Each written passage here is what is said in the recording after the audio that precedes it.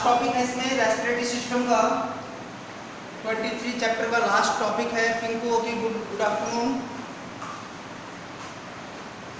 Volume related respiration and capacity related to respiration. इसमें से 1 marks का क्वेश्चन इसमें से कंफर्म आता है, इसलिए ध्यान से सुनेंगे सभी। ओके, क्लियर दिखाई दे रहा है सबको?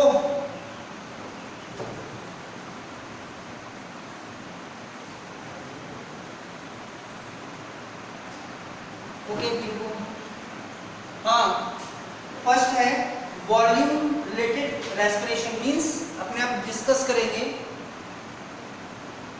कि नॉर्मली या फोर्सफुली कितना हम O2 को अटैक कर सकते हैं, कितना हम CO2 को एलिमिनेट कर सकते हैं, उसके बाद में कितनी उसमें अमाउंट CO2 का रिमेनिंग रहता लंग्स में, इनके बारे में हम बात करेंगे। बट इसमें हम जो स्पेशल रेफरेंस लेंगे वो लेंगे वॉल्यूम का, मींस अमाउंट का। देखिए फर्स्ट है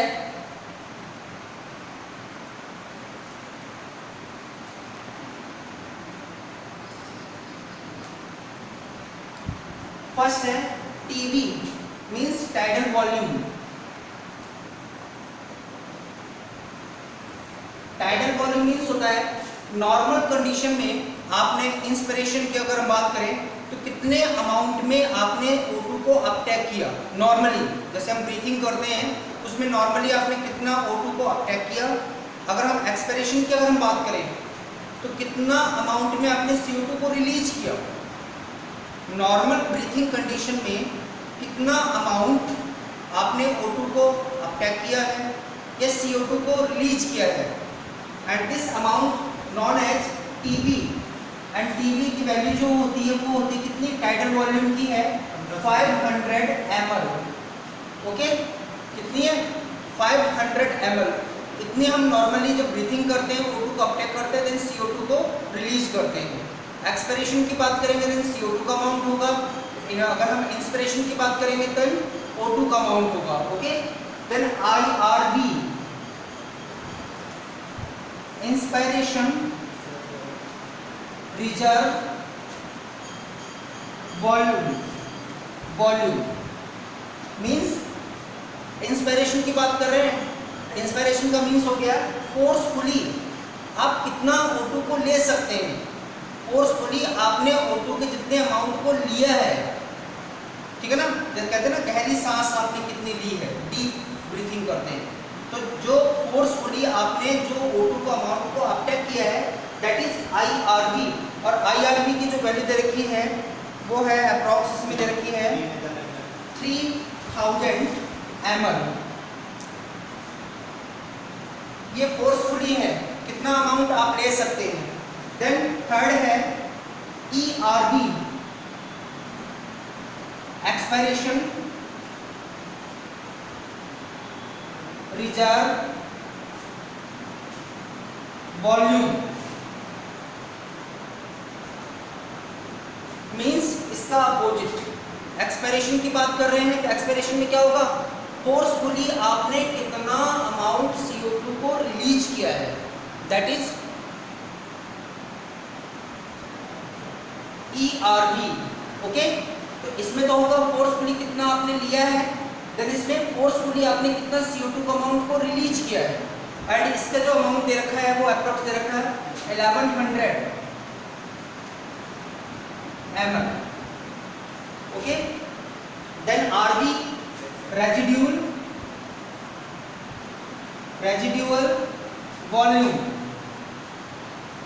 मींस एक्सपिरेशन में आपने फोर्सफुली जो CO2 को रिलीज किया है लंग से, बट इसका मतलब ये नहीं हुआ कि आपने 100% CO2 को एग्जिट कर दिया है।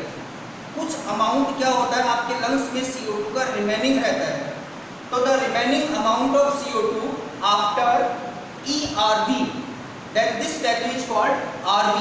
एंड RV कितनी होती है, इसकी RV की वैल्यू दे रखी है 11 और 1200 दे रखी है, कितनी 1200 ml। ओके, तो ये वैल्यू होगी कौन सी, वॉल्यूम की। नॉर्मल कितना ब्रीथिंग किया, फोर्सफुली कितना एग्जिट एंटर किया O2 को, कितना एग्जिट किया, then remaining amount of CO2 after ERV। ठीक है ना, अगर टोटल हम CO2 अमाउंट हम रिलीज कर देंगे तो क्या हो जाएगा, जो एल्विलाई होंगे वो श्रिंक हो जाते हैं। तो आप फोर्सफुली CO2 को निकालने के बाद में भी क्या होता है, रिमेनिंग अमाउंट रहता है उसमें CO2 का, that is RV, residual volume. उसी तरह हम बात करेंगे इसी के रेफरेंस में हम कैपेसिटी की, कितनी कैपेसिटी होती है लंग्स की। ओके, देन फर्स्ट है IC का मीन्स होता है इंस्पिरेटरी कैपेसिटी। इंस्पिरेटरी कैपेसिटी, तो इंस्पिरेटरी कैपेसिटी का जो डेफिनेशन होती है TB प्लस IRV, इसका मीन्स ये होगा कि नॉर्मल आपने ब्रीथिंग में कितनी O2 को अपटेक किया है प्लस फोर्सफुली कितना आपने इस O2 को अपटेक किया है। एक नॉर्मल आपने लिया है O2 को, देन एक आपने फोर्सफुली आपने क्या किया है, O2 को अपटेक किया। इन दोनों के सम को हम क्या कहते हैं, IC, inspiratory capacity of lungs. And this value which is TB is 500, IRV की वैल्यू हो जाएगी कितनी, 3000 इक्वल टू 3500 ml। ये वैल्यू होगी कौन सी, कैपेसिटी हो गई लंग्स की, कि वो नॉर्मल प्लस फोर्सफुली कितने अमाउंट O2 को अपटेक कर सकता है। ये लंग्स की कैपेसिटी हो गई, कितनी हो गई, 3500 ml हो गई। इतना वो O2 को नॉर्मली एंड फोर्सफुली ले सकता है, ये कैपेसिटी हो गई। देन इसी का अपोजिट हो गया कौन सा, EC, expiratory capacity.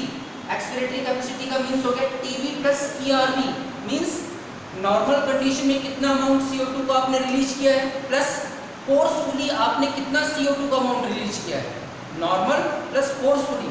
Then TB plus ERV, तो TB की वैल्यू कितनी होगी, 500 प्लस ERV कितना हो गया यहाँ पे, 1100। देन वैल्यू हो जाएगी कितनी, 1600 ml। ये आपने क्या किया है यहाँ पे, मतलब CO2 के अमाउंट को एग्जिट किया है बॉडी से, ये कैपेसिटी हो गई नॉर्मली। लेकिन ये नहीं कि आपने इसको रिलीज कर दिया तो इसका मतलब कंप्लीट एल्विलाई में ब्लैंक हो चुके हैं, उसमें CO2 नहीं होगी, बट उसमें CO2 होगी। उसका अमाउंट कितना होता है यहाँ पे, 1200 होता है। ओके, थर्ड है functional residual capacity. Functional residual capacity FRC की वैल्यू होती है ERV plus RV।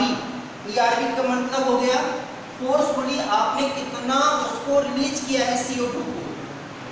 Okay, expiratory residual volume, आपने फोर्सफुली CO2 कितना एग्जिट किया है, ERV की वैल्यू कितनी है, 1100 प्लस RV कितना है, 1200। तो कितना हो गया यहाँ पे,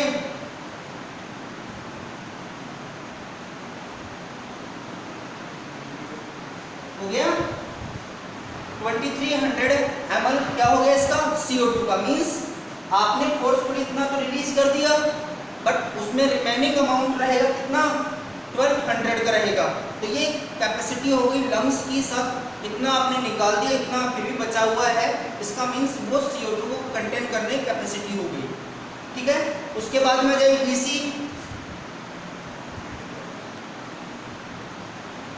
हाँ, TB मींस दोनों होता है गुंजन, TB मींस दोनों होता है। मींस अगर हम एक्सपिरेशन की बात करेंगे तो कितना अमाउंट CO2 का आपने रिलीज किया नॉर्मली, 500। इंस्पिरेशन की बात करेंगे तो कितना अमाउंट आपने अपटेक किया है, O2 तो अपटेक करेंगे 500। हाँ सही है हर्षवर्धन, यू आर राइट। ठीक है, VC वॉल्यूम कैपेसिटी। ओके, तो दैट क्या होगा, ERV प्लस TB। ERV का मतलब कितना आपने इंस्पायर्ड किया है O2 को, तो कितना है 3000 प्लस TB, नॉर्मली आपने कितना O2 को अपटेक किया है 500 प्लस, ये तो हो गया इंटेक करना, इंटेक किया है उन्होंने O2 को। देन CO2, कितना फोर्सफुली CO2 को रिलीज किया है 1100। तो देन इसकी वैल्यू कितनी हो जाएगी, 4600 ml हो जाएगा। कितना हो गया, 4600 हो गया। ठीक है ना।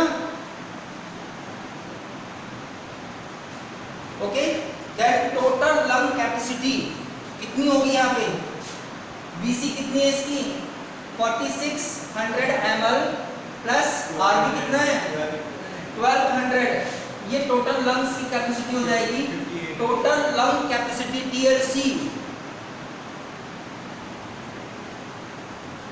TLC, तो TLC कितना हो जाएगा यहाँ पे 58 ml, कितना हो गया 58 ml हो गया, ठीक है ना। तो यहाँ पे देखिए, मैं एक बार वापस से देखिए, TV का मीन्स टाइडल वॉल्यूम, IRV का means inspiration reserve volume, ERV का मतलब expiration reserve volume, then RV residual volume of CO2, ठीक है ना। कैपेसिटी का मीन्स हो गया, IC का मीन्स हो गया inspiratory capacity of lungs, EC का मीन्स हो गया expiratory capacity of lungs, FRC का मीन्स हो गया फंक्शनल रेजिडुअल वॉल्यूम, VC का मीन्स क्या हो गया वाइटल कैपेसिटी, ओके, क्या होगा वाइटल कैपेसिटी, और TLC का मीन्स हो गया total lung capacity, okay, total lung capacity. ये टॉपिक यहाँ पे कंप्लीट हो गया। अब आ जाइए सेकंड लास्ट टॉपिक इसका, बस चैप्टर कंप्लीट, उसके बाद पढ़ेंगे हम नेक्स्ट चैप्टर, नेक्स्ट डे से स्टार्ट करते हैं।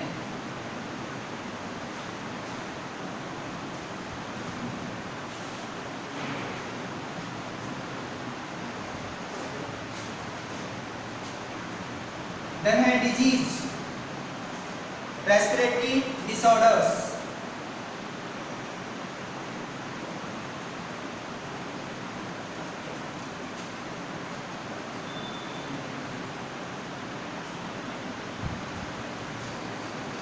देन फर्स्ट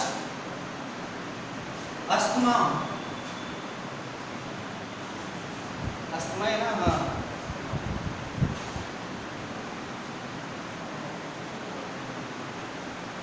अस्थमा एक्चुअली में क्या होता है कि जैसे कुछ एस्थमेटिक जो फैक्टर होते हैं लाइक पॉलन ग्रेन्स हैं, डस्ट पार्टिकल है, स्मोक है, ये सब चीज़ें क्या करती हैं अपनी नोज के थ्रू बॉडी में एंटर करती हैं। देन वहाँ पे जो ट्रैकिया होता है ना, ट्रैकिया की इनर वॉल पे एक तो क्या होगा उसमें म्यूकस का अमाउंट एक तो इंक्रीज कर देगा, एंड प्लस म्यूकस के साथ साथ में उसमें स्वेलिंग आती है।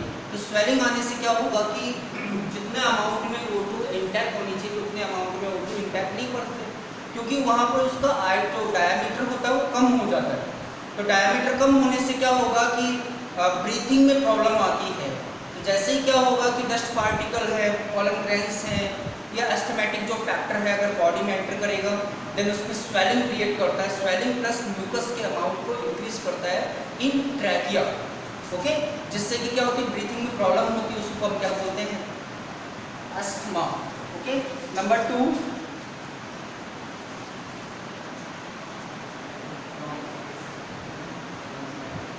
ब्रोंकाइटिस।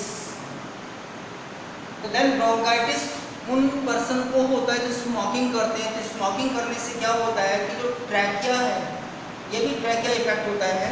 इसमें ट्रैकिया वाले पार्ट में एक तो स्वेलिंग प्लस म्यूकस का अमाउंट इंक्रीज होता है। स्मोक जैसे ही जाएगा ना अंदर, तो स्मोक अंदर जाने से तो क्या होगा कि एक तो म्यूकस का अमाउंट इंक्रीज होगा प्लस स्वेलिंग आएगी। इसके अलावा जो सीलिया होते हैं ना, सीलिया वो ब्रेक हो जाते हैं। देन इससे भी क्या होगा, उसका जो डायमीटर जितना प्रॉपर होना चाहिए उतना नहीं हो पाता है, जिससे कम डायमीटर होने से क्या होगा कि उसमें ब्रीथिंग में प्रॉब्लम आती है। प्रॉपर अमाउंट में O2 है, CO2 है, वो एल्वेलाई तक नहीं पहुंच पाता है। तो इसमें भी क्या होती है, ब्रीथिंग में प्रॉब्लम आती है। तो ये ध्यान रखना, इसका जो कॉजिंग फैक्टर होता है वो होती है स्मोकिंग होती है, ठीक है ना। स्मोक जो स्मोकिंग में जो स्मोक निकलता है वो स्मोक अफेक्ट करता है। Number 3 emphysema.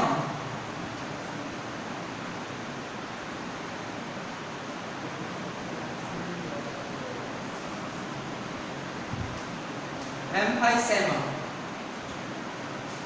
तो देखिए ये भी क्या होता है, ये भी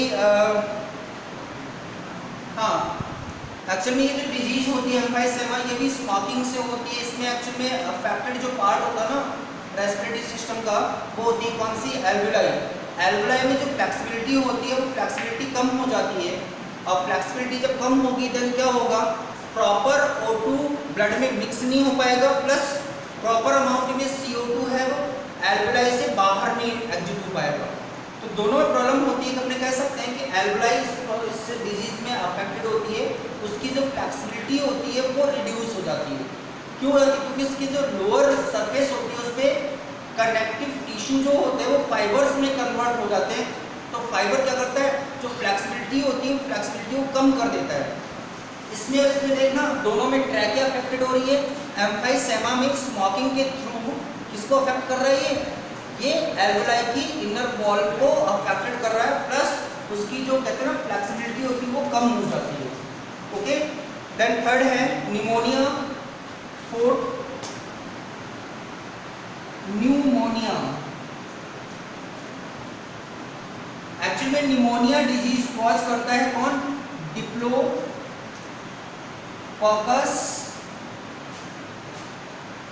न्यूमोनी और स्ट्रेप्टोकोकस न्यूमोनी। ओके, तो then diplococcus pneumoniae and streptococcus pneumoniae का मीन्स समझते हो ना पिंको? डिप्लोकोकस का मीन्स क्या होता है,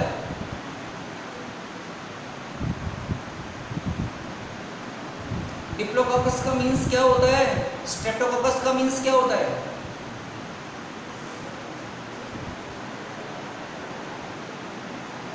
संजना, हर्षवर्धन तू बता, डिप्लोकोकस का मीन्स क्या होता है?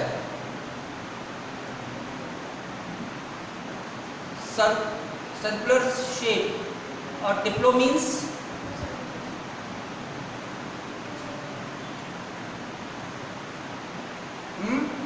डिप्लो मीन्स डबल, और strepto means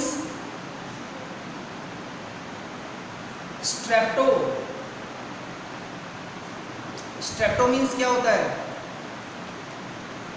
Pinku? 7 good. Strepto means होता है if bacteria found in chain form, लाइन में नहीं चैन के फॉर्म में अगर होते हो, spherical bacteria found in chain form then called streptococcus bacteria, and this type of bacteria cause pneumonia then called pneumoniae. Okay, तो ये जो बैक्टीरिया होते हैं क्या करते हैं, जैसे एल्वुलाई जो होती है ना, एल्वुलाई, ये एल्वुलाई है, इसकी लोअर सरफेस पे मैंने आपको बताया था उस दिन स्क्वामोस एपिथेलियम होते ना,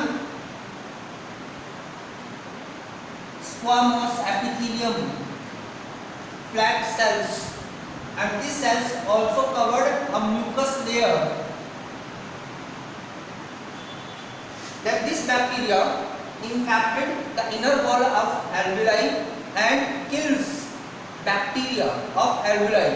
Then after death of these cells deposit inside the alveoli, then decrease the volume of alveoli for O2 and CO2. Okay, तो प्रॉपर वे में क्या होगा, यहाँ पे ये डेड सेल्स एंड म्यूकस इसमें डिपॉजिट हो जाएंगी। तो जितने अमाउंट में यहाँ पे O2 भरना चाहिए था वहाँ पे क्या भर गई आके, म्यूकस एंड डेड सेल्स भर गई आके।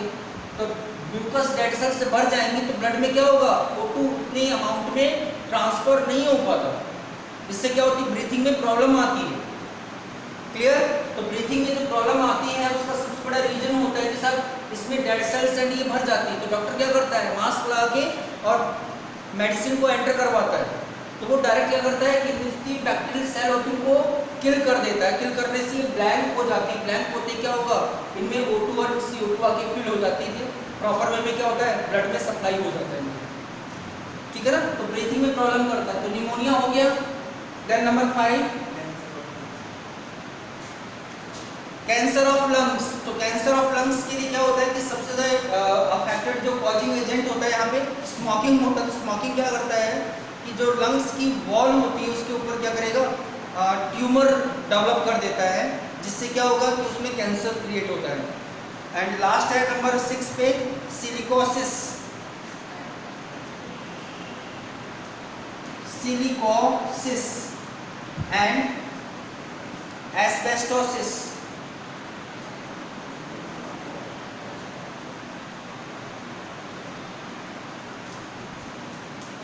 देन सिलिकोसिस एंड एस्बेस्टोसिस जो डिजीज होती है उनमें होती है, जैसे कहते हैं ना स्टोन जो कटिंग करते हैं, स्टोन की जो कटिंग करते हैं उस पर जो महीन पाउडर निकलता है, वो पाउडर क्या होता है नोज के थ्रू लंग्स में पहुंचता है, और जितने भी लंग्स होते हैं उन लंग्स की इनर वॉल पे कंप्लीट पे वहाँ पे फाइबर्स का एक नेट बना लेता है।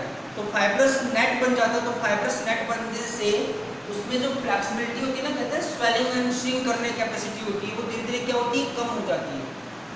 एंड बॉडी में O2 की क्या हो जाएगी लैकिंग होगी, कमी हो जाती है। तो कमी होती क्या होगा कि रेस्पिरेशन प्रोसेस प्रॉपर वे में नहीं कर पाता, डेथ होती है, इसमें कंफर्म डेथ होती है, क्योंकि इसमें क्या होती है लंग्स ट्रांसप्लांट नहीं होते। ओके, इसमें लिखा हुआ भी है कि इसके लंग्स के ऊपर फाइब्रोसिस मींस फाइबर का फॉर्मेशन हो जाता है, फाइबर, जिससे उसकी फ्लेक्सिबिलिटी भी कम होती है। तो चैप्टर कंप्लीट हो गया आपका, ठीक है ना। टीबी अलग चीज होती है, कौन पूछ रहा है टीबी, टीबी इसको हो गई टीबी नहीं, टीबी में अलग होता है। टीबी बहुत तरह की होती है, टीबी बॉन्स की भी होती है, टीबी लंग्स की भी होती है, टीबी सेल्स की भी होती है, ठीक है ना। अगर हम लंग्स की बात करेंगे तो उसमें भी यही प्रॉब्लम होती है। क्या पूछ रहा है हर्षवर्धन? बेटा नोट्स नहीं मिलेंगे, आप नोट्स खुद ही बनाओ, नोट्स सब खुद ही बनाओ। बुक है आपके पास में, नोट्स जितनी मेहनत मत करवाओ, डबल मेहनत नहीं होती है, 4-4 बार नोट्स होंगे, ठीक है। कल मैं आपको नेक्स्ट है chapter blood circulatory system in human, वो स्टार्ट करेंगे, ओके।